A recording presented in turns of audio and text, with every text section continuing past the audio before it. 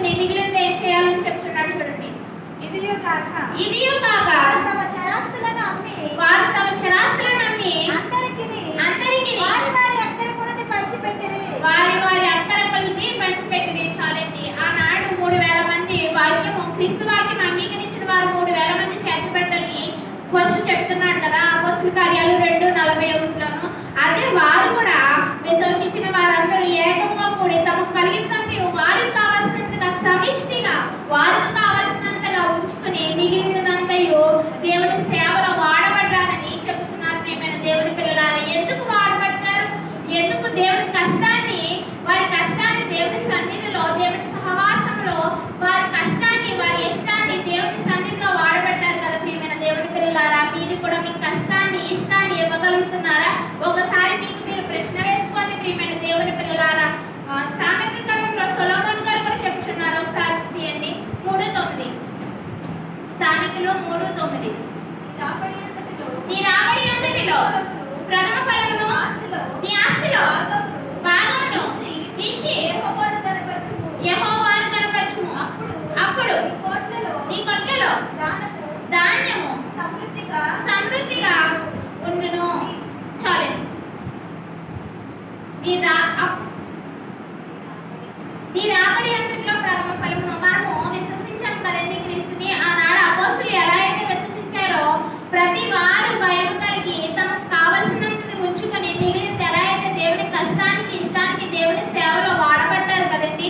మనము కూడా మన రాబడి అంతటిలో ప్రథమ ఫలాన్ని ఇవ్వగలుగుతున్నామా? నీకు నువ్వు ప్రశ్న వేసుకో. ప్రియమైన దేవుని సంగమా, ఇచ్చి మనము శోధించిన యెడల మనకి మన కొట్లలో ధాన్యం సమృద్ధిగా ఉండనని తెలియజేస్తున్నాడు. ప్రియమైన దేవుని పిల్లలారా, నీ రాబడి అంతటిలో ప్రథమ ఫలమును నీ ఆస్తిలో భాగమునిచ్చి యెహోవాను కనపరచుము అంటున్నాడు. ప్రియమైన దేవుని పిల్లలారా, విశ్వసించింది కాబట్టి విధవరాలు, పేద విధవరాలు ఆనాడు వాక్యం విన్నది, తనకు నడిచే జీవనమంతయు 2 కాసులు దేవుని సన్నిధిలో మరి కానుక పెట్టెలో వేసింది కదా. ప్రియమైన దేవుని పిల్లలారా, తన జీవనమంతయు ఆ రోజు ఆ కట్టెలు అమ్ముకుంటే, అవి చేసుకుంటే తన జీవనం అంతయు, తన పోషణ, తన భోజన ఆహారం ఆ రోజు లేకుండా తన జీవనం అంతయు దేవునికి అర్పించింది కదా. ప్రియమైన దేవుని పిల్లలారా, ఇక్కడ అలాగని అనట్లేదు. తన జీవనం అంతయు తను విశ్వసించింది కాబట్టి, క్రీస్తు రక్తంలో కడగబడింది కాబట్టి నేను విశ్వసించాను, ఈ రోజు నాకు ఆహారం లేకపోయినా పర్వాలేదని ఆనాడు మరి పేద విధవరాలు ఎలా అయితే విశ్వాసం కలిగిందో, నీవు కూడా అటువంటి విశ్వాసము కలిగి దేవుని సన్నిధిలో, దేవుని పనిలో ముందు ప్రోత్సహించి నీవిచ్చే భాగాన్ని నువ్వు ఇవ్వగలుగుతున్నావా? నీకు నువ్వు ఈ రాత్రికాల సమయంలో దేవుడు గర్తిస్తున్నాడు. ప్రియమైన దేవుని సంగమా, నీకు నువ్వు ప్రశ్న వేసుకో. ఆనాడు బర్నబా తన ఆస్తి నమ్మి దేవునికి ఇచ్చాడు. ప్రియమైన దేవుని పిల్లలారా, విధవరాలు తన జీవనం అంతయు అర్పించింది. దేవుని ఉన్నవారి కట్ల కట్లు వేస్తారు. ప్రియమైన దేవుని సంగమా, వారి గురించి ప్రస్తావించలేదు. కానీ పేద విధవరాలు తనకు కలిగిందంతే తన పోషణ వెళ్లకుండా అది మరి దేవుని విశ్వసించి తన రాబడి అంతా ఆ 2 కాసులు దేవుని సన్నిధిలో వేయగలిగింది.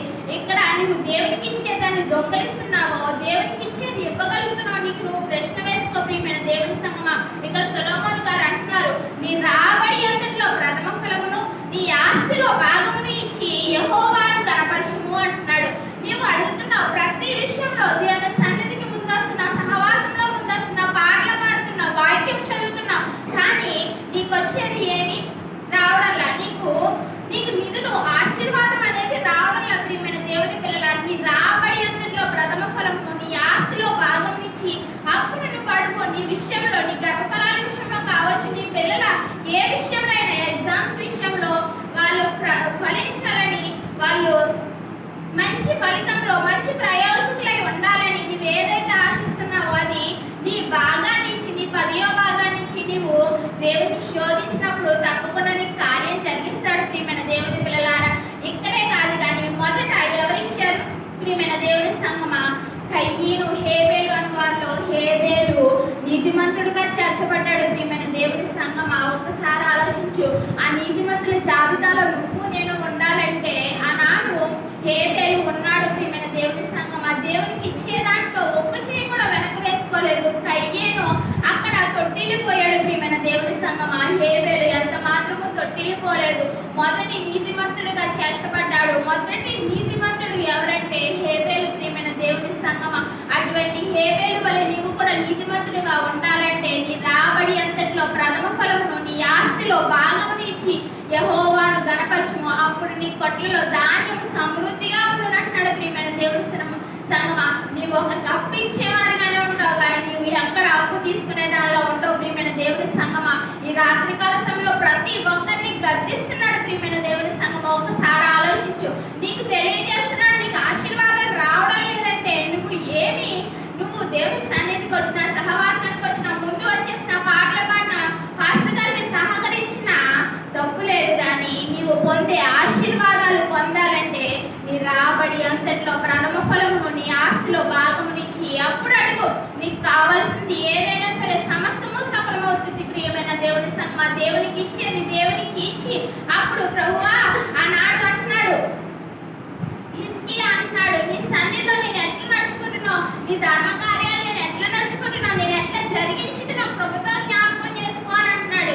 హిజ్కియా చేసిన మూలానే అక్కడ అడుగుతున్నాడు. ప్రియమైన దేవుని సంగమా, హిజ్కియా అడగగలుగుతున్నాడంటే దేవుని సన్నిధిలో సహవాసంలో ధారాళంగా ఇచ్చాడు. ప్రియమైన దేవుని సంగమా, హిజ్కియా వల్ల నువ్వు అడగగలుగువా?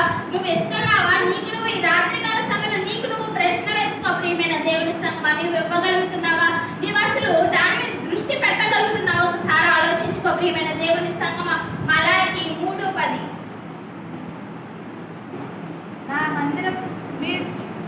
నా మందిరంలో ఆహారం ఉంటున్నట్లు నా మందిరంలో ఆహారం ఉంటున్నట్లు 10వ భాగం అంతయు నా మందిరపు నిధిలోనికి తీసుకురండి. నా మందిరపు నిధిలోనికి తీసుకుని రండి.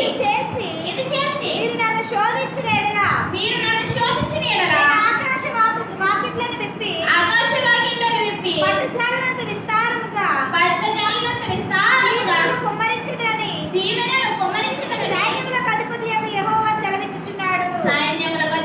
యెహోవాయే సెలవిస్తున్నాడు. ఆ దేవాది దేవుడే నీకు సెలవిస్తున్నాడు. ప్రియమైన దేవుని సంగమా, నీ మందిరంలో ఆహారం ఉన్నట్టు నీకు కావలసిన ఆహారము దైవజనుడు నీకు అప్పగిస్తున్నాడు. ప్రియమైన దేవుని సంగమా, నీ మందిరంలో ఆహారం ఉంటున్నట్లు